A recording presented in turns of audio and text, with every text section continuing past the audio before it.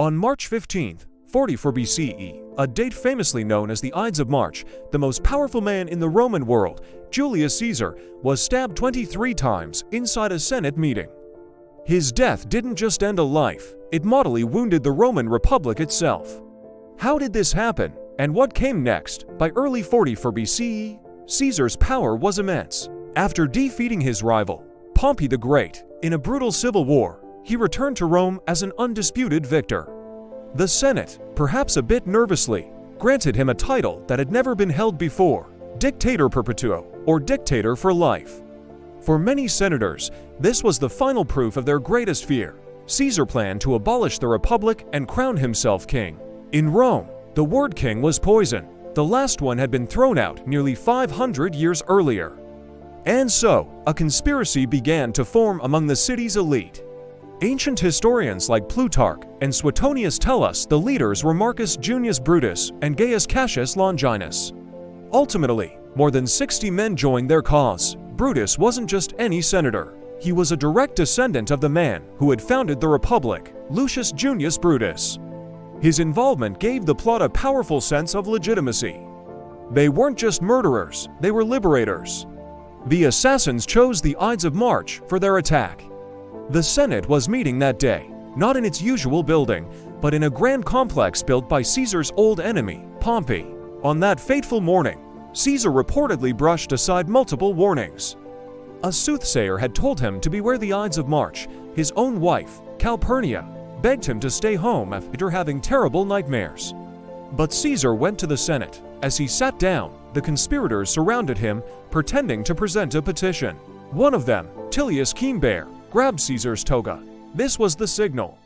The first dagger came from a senator named Cassius. Caesar fought back at first, but he was quickly overwhelmed. Accounts say he was stabbed 23 times. Interestingly, a later medical analysis suggested that only one of those wounds, to the chest, was actually fatal.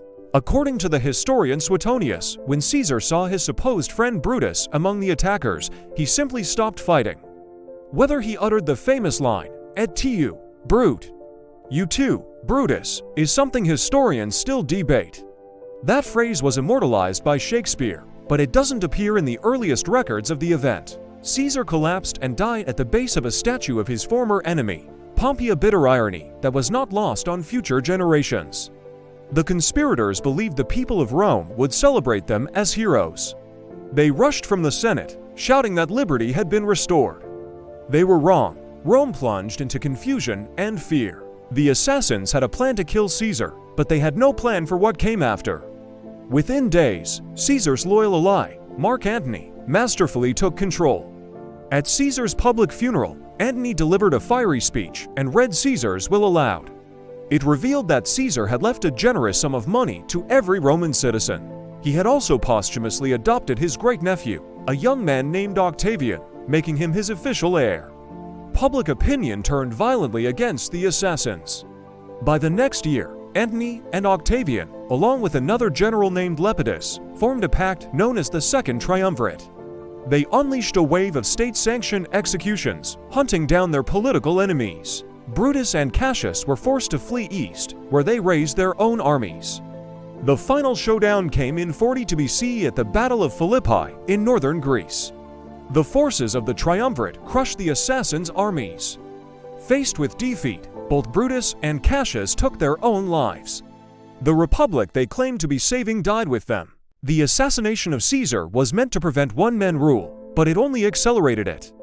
The years of chaos that followed ended when Octavian, now the sole power, took the title Augustus in 27 BCE, becoming Rome's first emperor. The republic's institutions, like the Senate, continued to exist in name, but true power had shifted forever. The blades that struck down Caesar on the Ides of March did not restore the old Rome. Instead, they carved the path for the Roman Empire. It was a turning point that didn't just change a city, it reshaped the entire ancient world. Thanks for watching, and be sure to subscribe for more deep dives into history.